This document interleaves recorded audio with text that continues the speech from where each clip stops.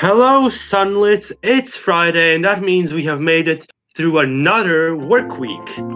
But today we're talking about communities, and especially about communities and how they're dealing with this issue, the coronavirus. And today with me there is Emil. Say hi. Hello. And a guest from Estonia, Vladislav. And Hey, we everybody. are going to be talking, and we really want to find out how has Estonia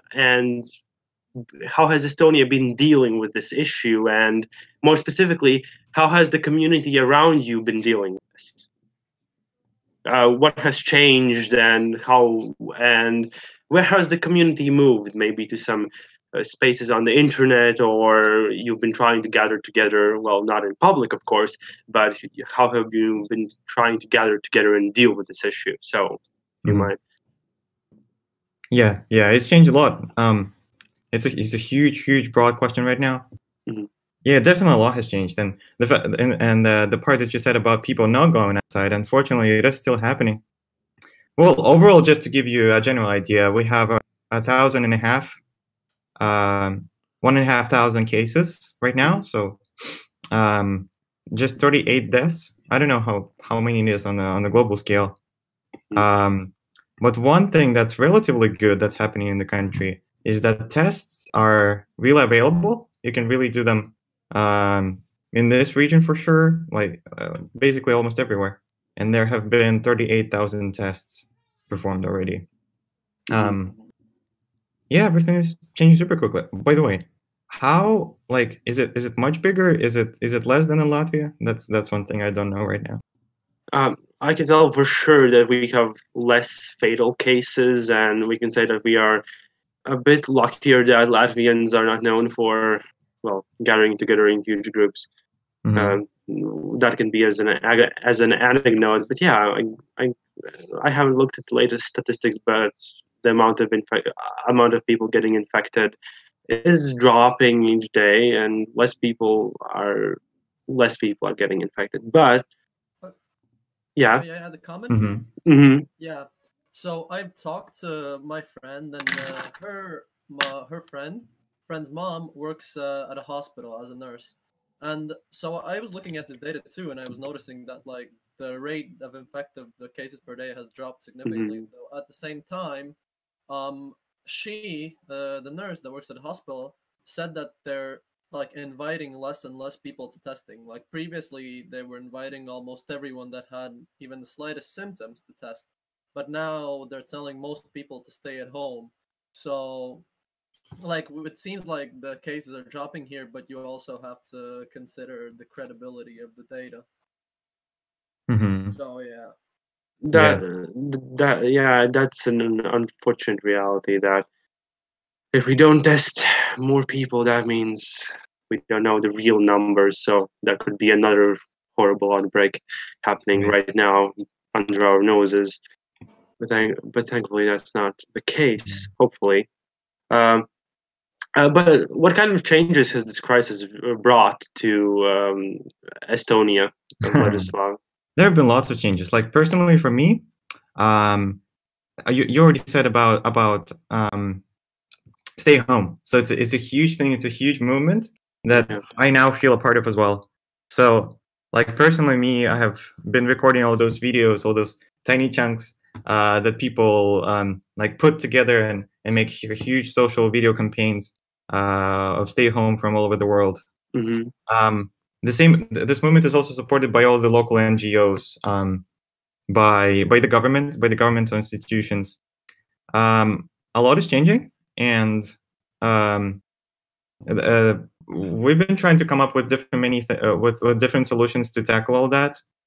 One of the last from Estonia is that IT minister was recalled by the in the government, unfortunately, because how it happened in the very beginning is that when the corona just started, the government started looking for fast technological solutions, and the movement Hack the Crisis appeared. And so the story of Hack the Crisis is very fun because it was prepared in 6 hours, So in the Okay. morning, the team of Garage 48, a local enterprise, woke up with the idea to have a hackathon, an online hackathon to tackle the problems posed by the crisis. So they called that minister that I just mentioned. So he gave his approval on behalf of the ministry, on behalf of the government, and obviously when you have that, it's easy to realize any kind of idea. So that hackathon happened that very evening, and now it's pretty shocking to see that the person who had such a huge impact is now taken down. Yeah. But the question is, what kind of impact it had on the country as a whole or individual communities as a whole? Yeah, I'm seeing it. I'm seeing like all different kinds of trends emerging every day. What I see now is that Estonia has always been the one usually trying to have all of the digital digital solutions like used absolutely in every field, starting from starting from the government sector, where around like 98 or 99% of the services are digitalized. So I would assume that a country like this would be prepared to go online and sit at home, right? And like in our school, we had those days of online learning at least once per year. Now it's been a bit more than a month, I think, overall. In terms of like from a student perspective, I can say that everything is going smoothly, especially since internet is now considered one of the basic rights. Yeah, for me personally, it's been pretty hard not having an opportunity to go outside and not having an opportunity to go do all of those beautiful events and meet a bunch of different wonderful people. But actually, that was the feeling in the beginning. Now, there have been a series of online events. Now, every single day I'm spending in different seminars and different, even European youth events, which is the very biggest youth event in the European Union.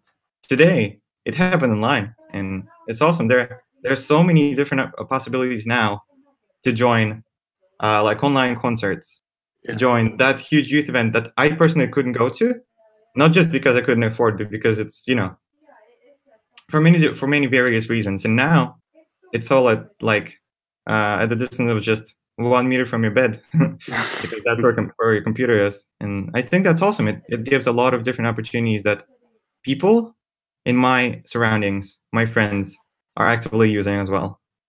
Yeah, it is pretty awesome to see these kinds of things. For example, I have noticed that a lot of debates, we usually officially have to go somewhere, the whole day is spent sitting around preparing, and afterwards you speak, sit down, wait, the next round goes on. I've actually seen students organize different debate events, and we have a weekly debate event going on between some people I know from our own Latvian debate community. So that is pretty awesome to see. But Yes. Emil, have you seen any online events specifically aimed at students that could happen outside but are happening in the online spaces? I mean, from what I've seen, like Vlad said, hackathons have become extremely popular now. The one thing that me and Vlad are actually participating in, like both of us are gonna try to do, called a thinkathon. That's gonna be interesting, where we try to come up with different solutions. So yeah, that's what I've seen from my side. I mean, if people can't go, since people don't have a lot to do, they just try to gather online and to spend time productively. About different solutions to different issues. Yeah, interesting. As a lot of people get brought together because of this whole. Well, we have a problem. Maybe we can solve it together, and we use these different internet spaces to gather together in a way we could not before. But now, a more philosophical question for the both of you: will society grow closer after this kind of issue, or will it grow more wary? That's an awesome question.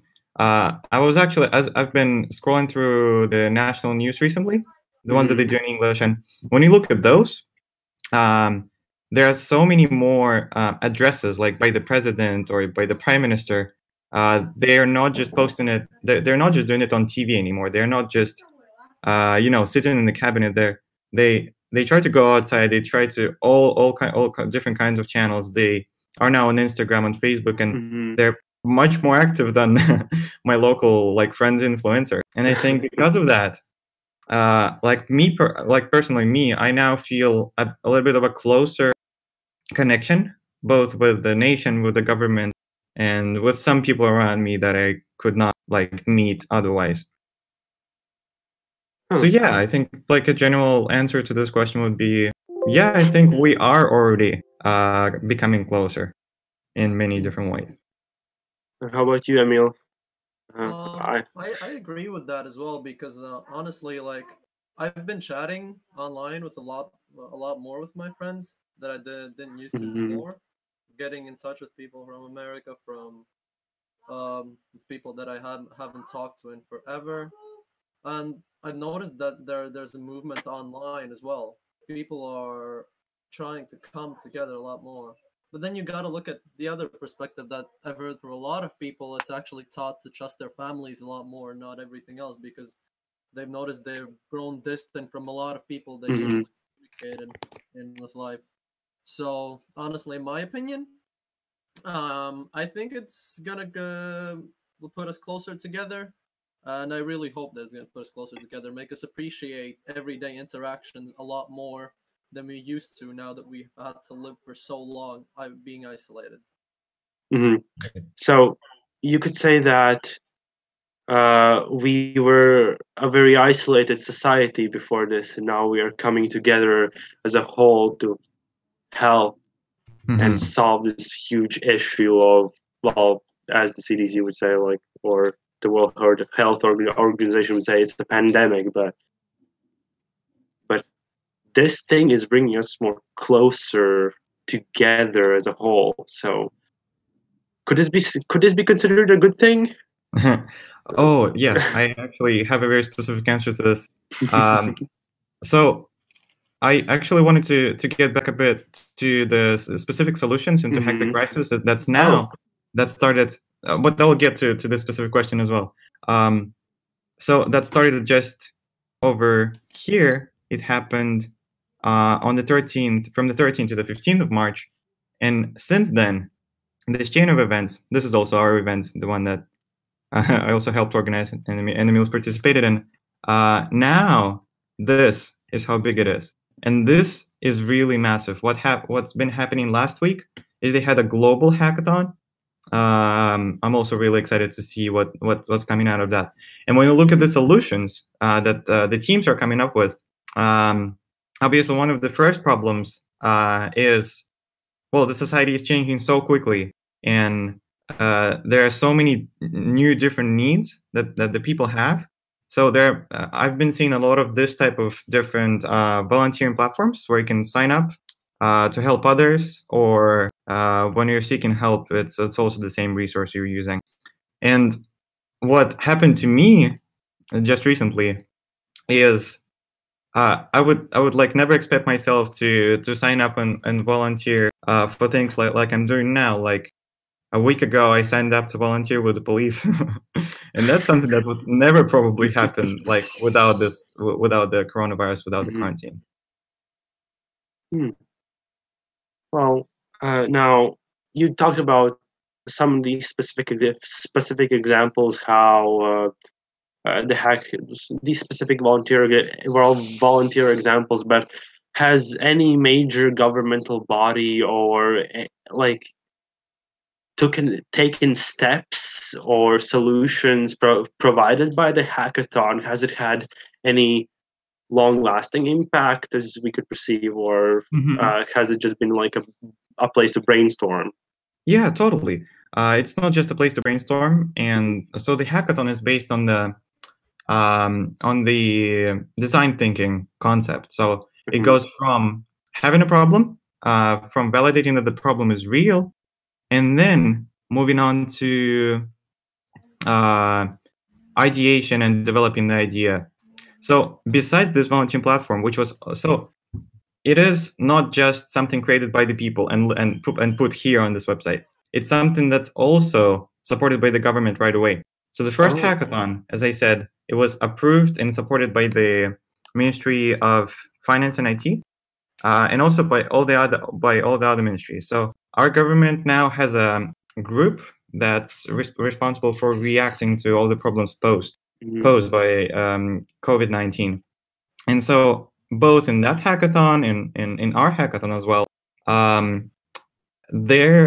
so in our team of organizers, there were not just the young people doing stuff, and not just the organizations supporting us, and not just Swedbank giving us 2,000, and not there were also the Ministry of Education that gave us 1,000 euros to the prize fund, and there was also a representative from that ministry, always with us throughout the entire hackathon, looking at what the teams are doing, marking what ideas they would like to support more and probably implement right away. And so one good example is probably Corona map, which is also a solution that came. If you look more at the website, then so this is the kind of thing that was also developed like.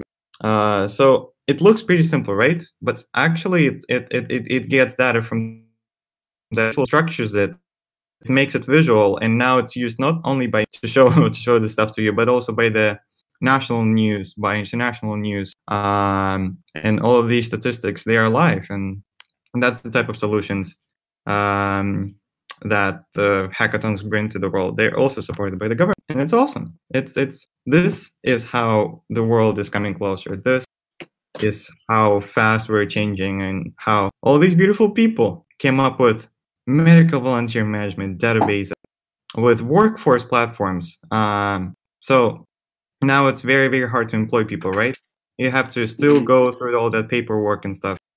So this team developed a solution for how to do it. They have an automated contract system, and they're doing like huge B2B cooperation when you can just swap your workers from one company to another, and it's working the way that you're like buying a service from them. Maybe you can tell the story of how that one idea was born, because during the hackathon, one of the participants, the hackathon that Vladislav participated in, one of the first hackathon participants that was organized in Estonia, came to our hackathon to mentor us, and he told us about how they won their hackathon and how the idea came to be. And honestly, I think it's very interesting story. So maybe you can. Do you remember it, Vlad, or should I? Yeah, I remember it. Not like in details, but they were basically traveling with a group of friends. So it's a group of Estonians that have been friends throughout their whole life. They grew up and they lived in the city of Tartu, and they were traveling in a van somewhere. They were somewhere in Austria at that point, and so they started seeing in the news that Corona is coming. Borders are starting to close down. They saw the news from Estonia that the situation is getting worse step by step, and they started to drive home. And in the van, they thought of what to do. Like obviously, it's a very long road from Austria to Estonia. They saw that hackathon just like I think an hour before the sign up was closed, right? Something like this. And they decided to sign up, and they started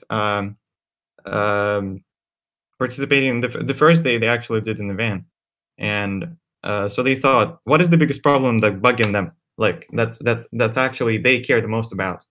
And so they chose the problem with workforce, and now they developed this solution that's not just used by them. So they already tested it on a couple companies before they released it, and now it's supported by the ministry, and now it's used by pretty big companies.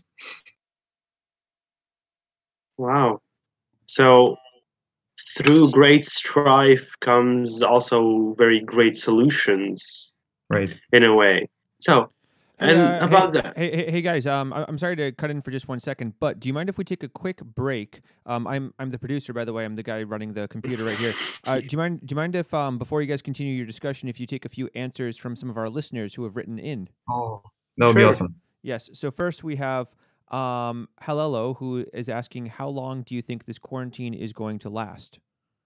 hmm mm, Um, judging by the way it has been going, for example, here in Latvia, it's gonna be another month before huge decisions can be made, and I think we cannot predict for sure, but we can say that in the next month we're gonna know more than we know now. So then we can start predicting.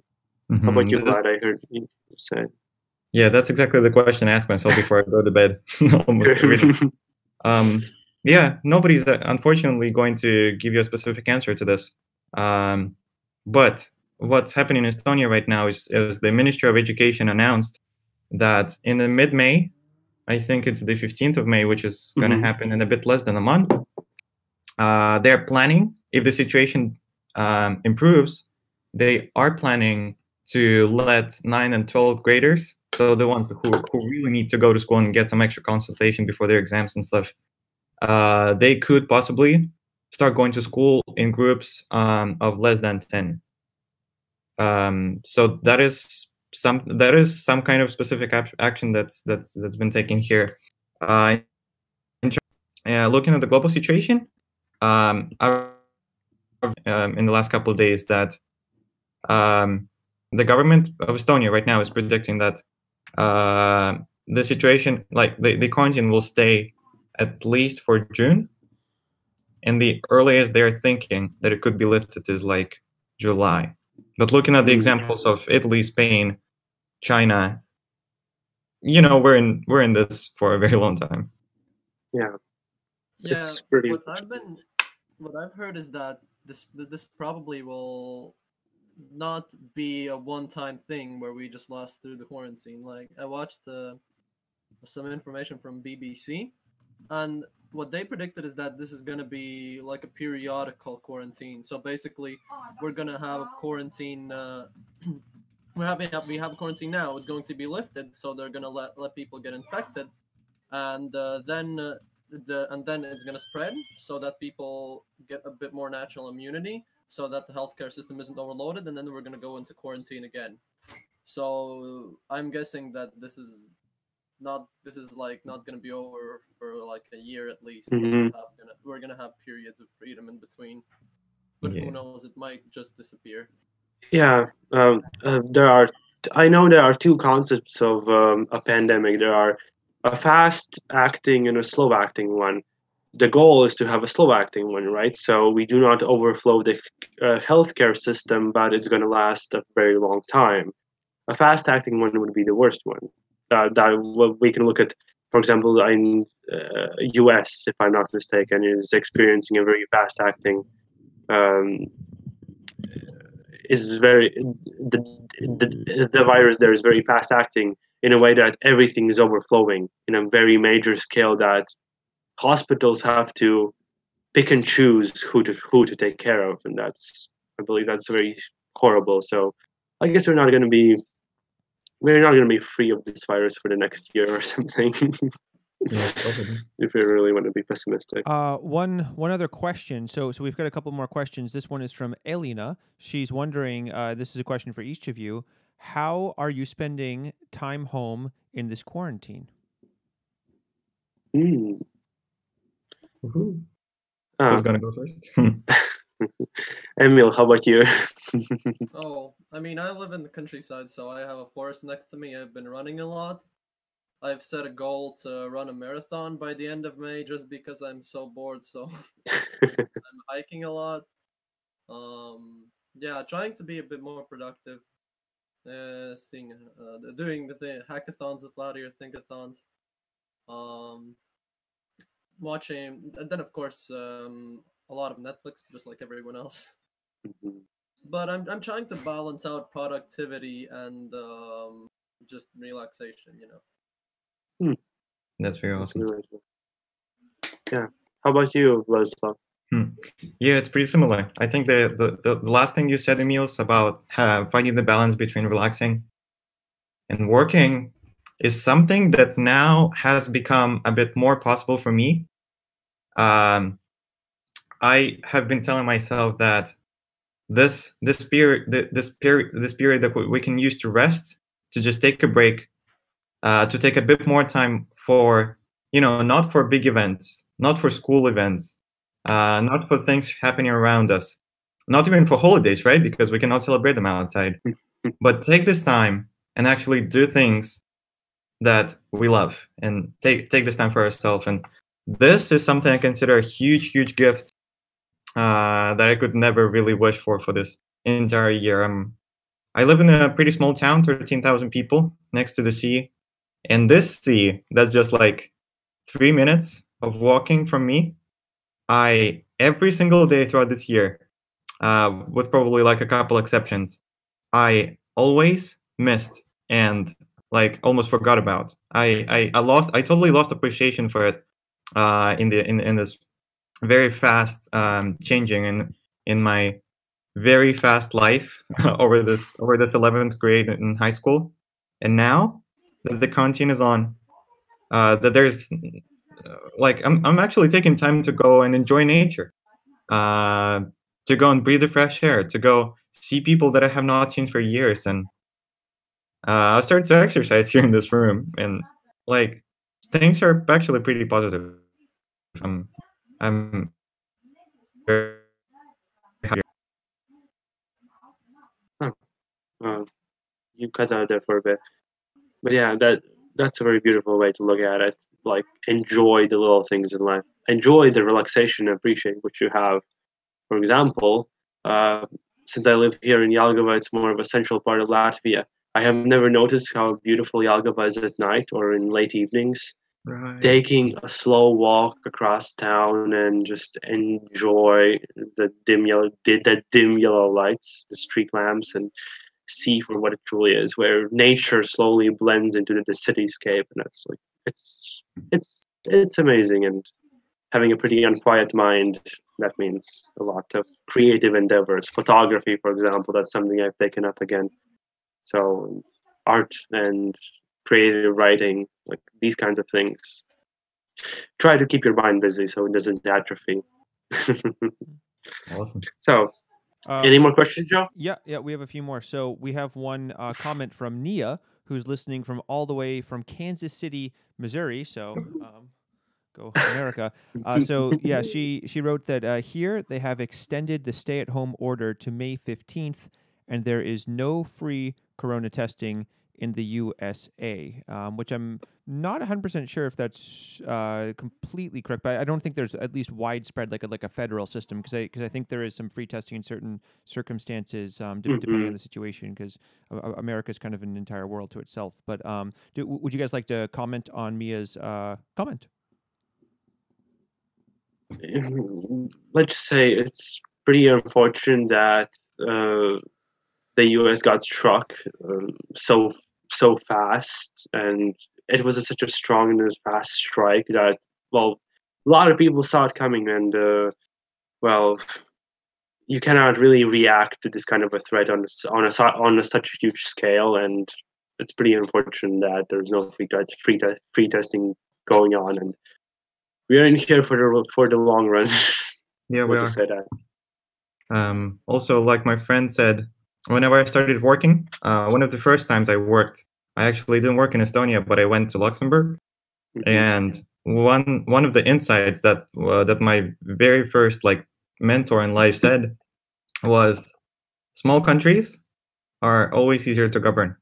And that's, I think, is a huge difference between us and the US, that the reason that the pandemic is so fast right now is because in the United States is because it's so vast, it's so huge, it's such a huge complex system that it would normally take a lot of efforts, a lot of very beautiful and creative minds to stabilize, to optimize, and to actually tackle properly.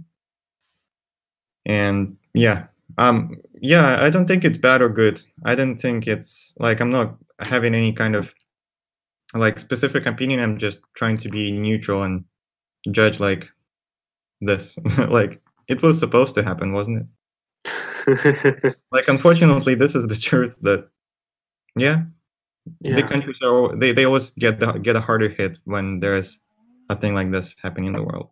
Yeah. Yeah. Central Europe got hit. Are you guys ready for another question? Yeah. So, do you think that the government taking action and making everyone stay at home is improving the environment? So you guys talked about nature already a little bit. So, what can you guys say about this? I want to be the first one to say this. Honestly, I've heard a lot of people say that yes, the carbon emissions are being reduced by a lot, but I think it's only going to be like a short-term thing.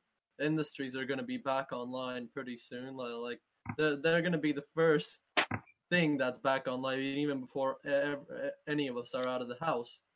But what I have noticed, and what's a personal pet peeve of mine, I've noticed that my local forests are getting a lot more littered than like they used to be. Like I literally walk by and I see so much trash in the in, in the ditches next to the forest and in the forest itself, and like I'm really mad about that. Like you literally have a glass bottle in the middle of a clearing. You don't know like if a deer is gonna run through and step on it, and if it's gonna and how it's gonna affect the population and the habitat around it. So I mean, just to get the word out, please, if you go out and into the nature more, pick up your pick up your litter, please. Mm-hmm. That's also a problem. We should tackle with hackathons a bit more. Yes, please note that down. We need more people dealing with it. Mm-hmm. Yeah, but also less people are driving around. There are less reasons to drive around. So yeah, That's also...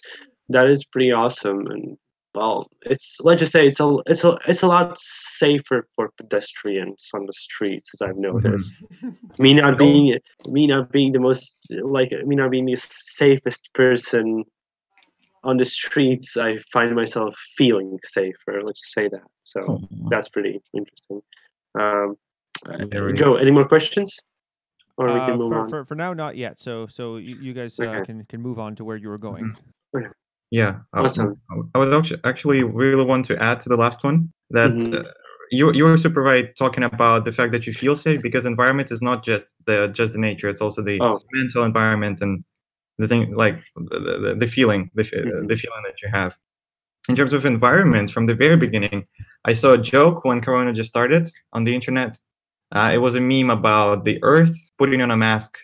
I think it was in Eastern China, when like there was a pollution map posted that in February there was that much pollution, and then just a month after, when the Corona hit, because we started flying less, because we like you said started using less cars, the pollution level went really down. And so that joke really, I don't know, I kept it in mind, and I'm still thinking about it for a long time. It's interesting.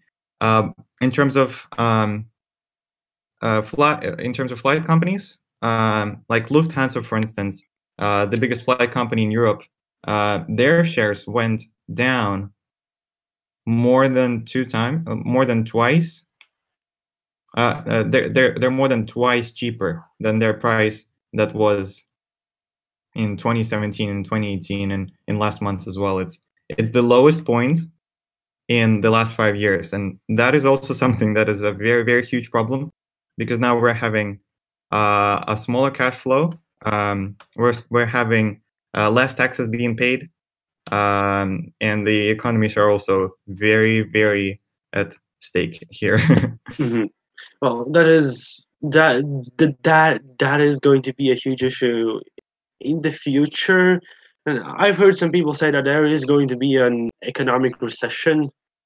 People don't know how big it will be. I haven't heard any information or read anything, but it is going to be a major issue in the future that we're going to have to deal with. I don't know. I think we should make a whole podcast episode about discussing that, because that is a giant issue in and of itself. Like, I've been following that as well, and yeah, we should really be a little more scared of that than the virus itself, because Mhm. the virus lets us relax. We don't know what's gonna happen after it. That is very true as well. In the I've media seen. Mhm. Yeah, please. yeah, in the media world as well. I like when I'm looking at the Estonian news, it's actually looking fine because there's now kind of a division, and there is no that much focus on just the Corona news. And now you see a whole mixture of now everything of all the different fields being talked about in the media. But for the last month, it's been crazy that in all the local news and all the international news, it's just been Corona, and the fact that we're just thinking about that and forgetting about so many other problems in the world, poverty, hunger, inequalities, and stuff like that. That is also something that is a very big shift, not just in our minds, but also in the like values of the entire communities, countries, the world. Well, I've used this very funny example that if I gave you a bowl of Skittles and I said 3 of those Skittles are cyanide, would you take a Skittle from the bowl? Of course, no. Of course, no. No, nobody would take this risk. But now everyone is being forced to take from this bowl. Take a single Skittle from the bowl from the Skittle bowl. But poverty, hunger, and basically any other global issue does not. It is not present right here, right now.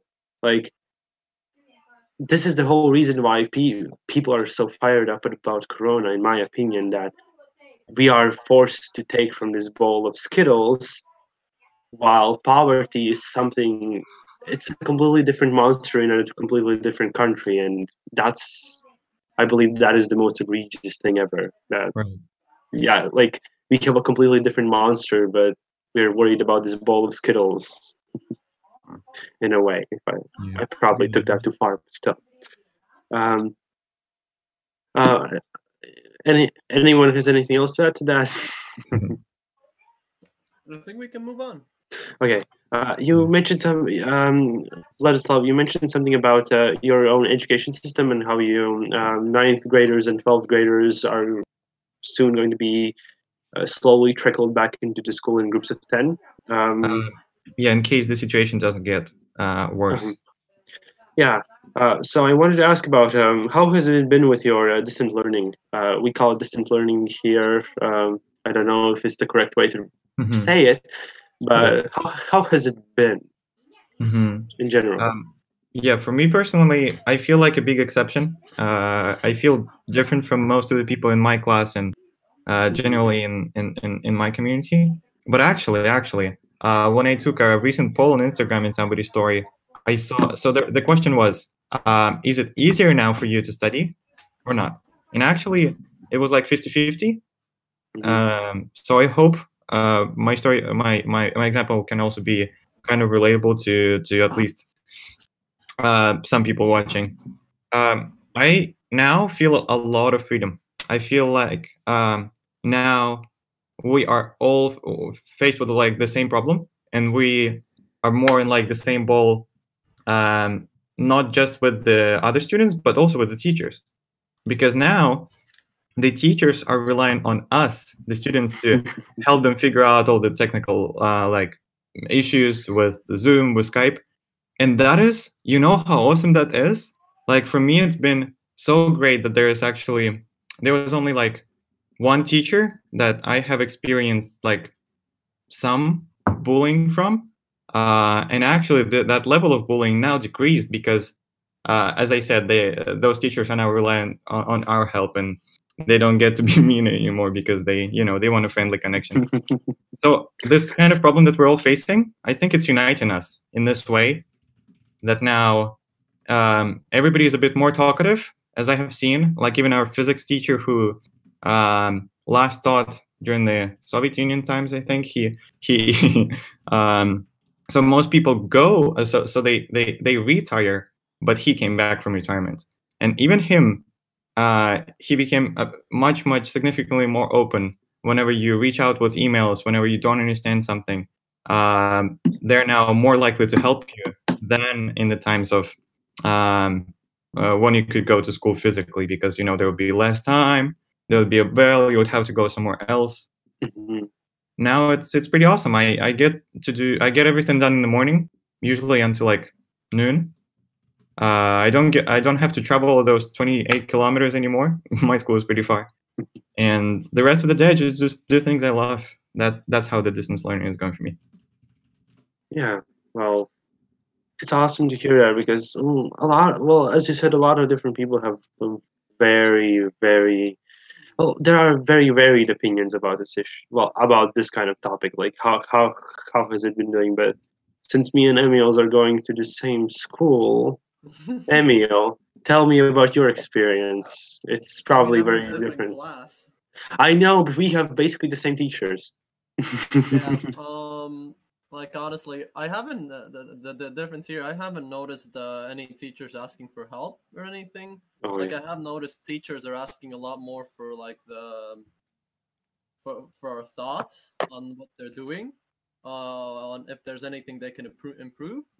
Our econ teacher always is trying to get some new resources from us, what she can do better.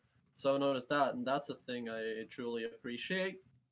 Another thing that I love is that, like, since we're not forced to sit and listen to lectures anymore, I can start doing my own research and looking at my own resources on certain topics that I want to cover. So I love that freedom. Like I love that I'm not forced to sit in this one website and listen to this one course. So yeah, honestly, like I'd love that.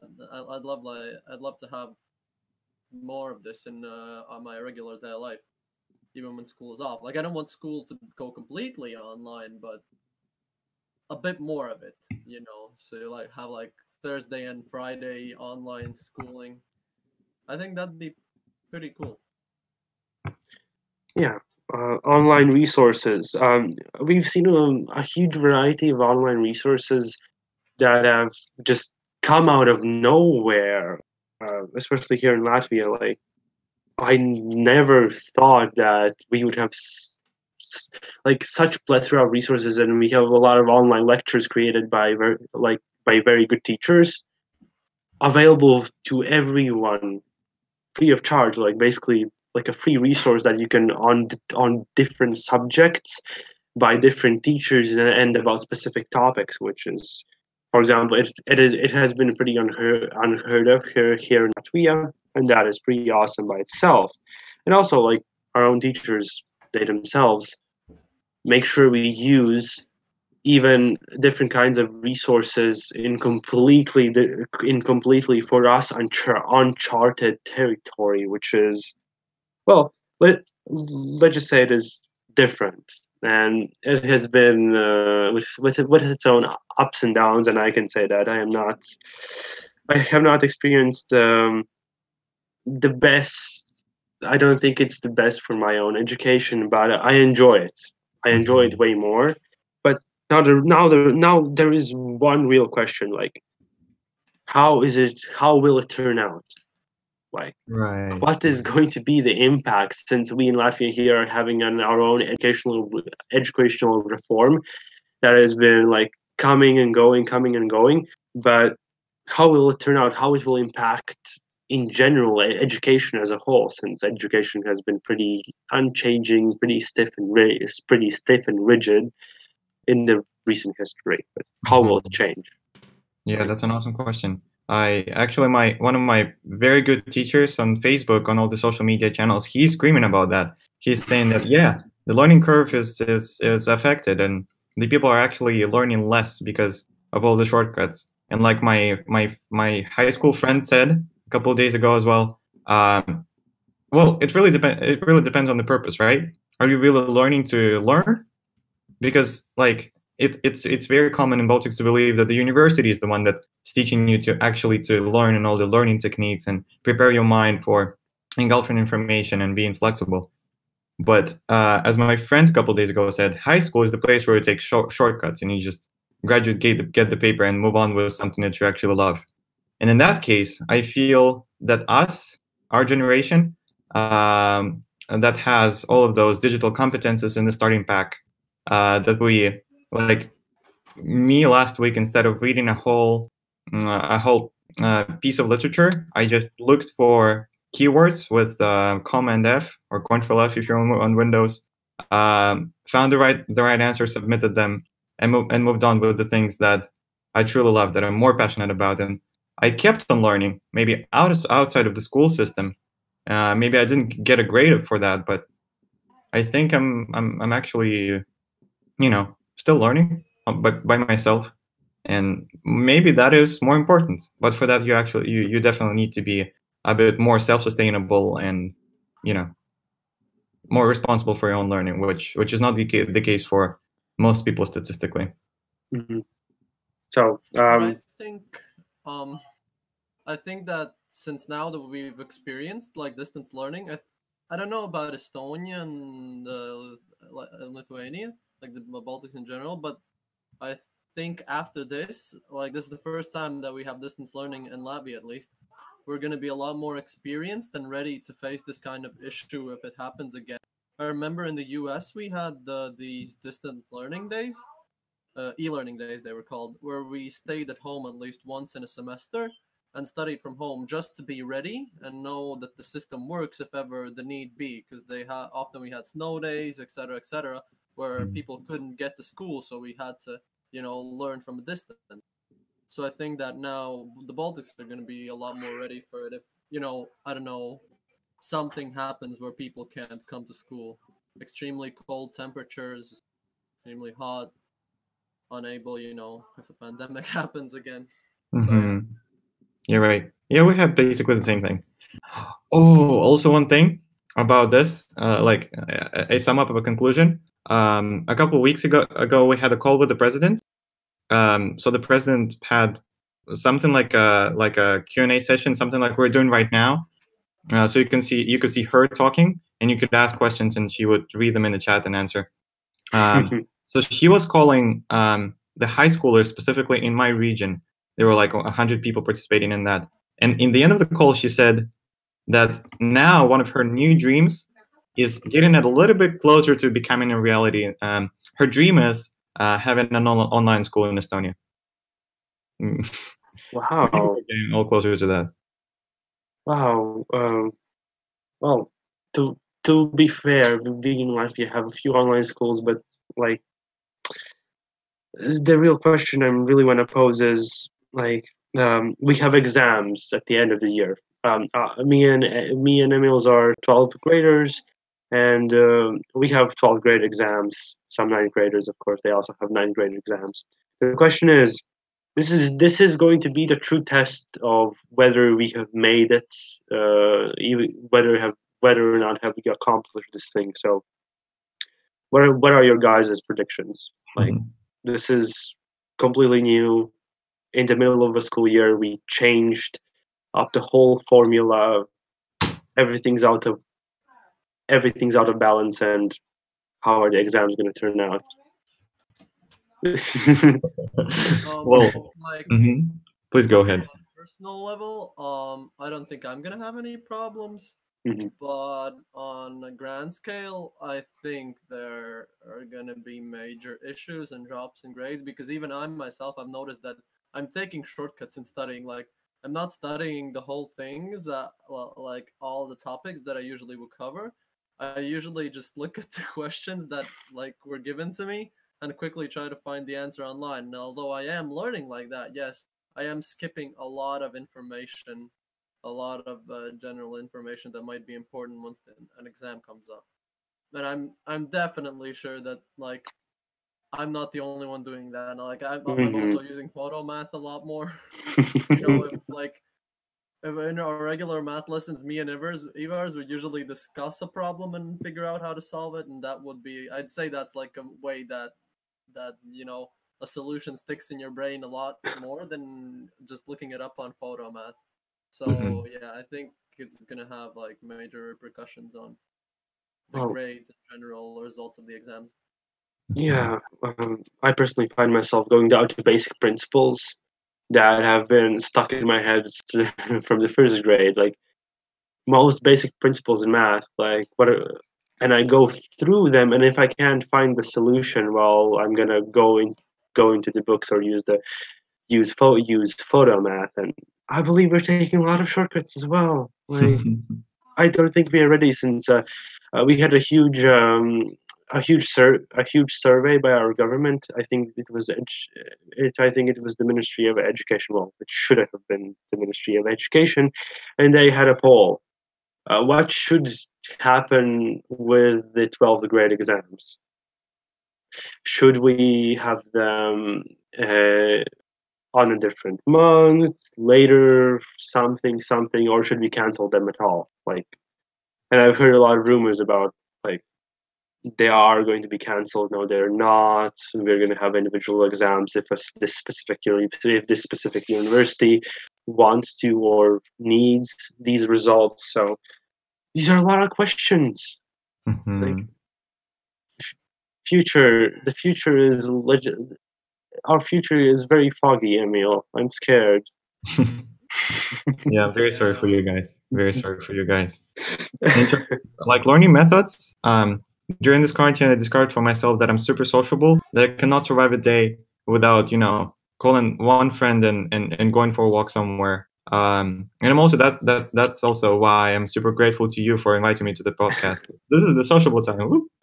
I realize I'm still using the same methods, so I'm still calling somewhere else to solve those same math problems.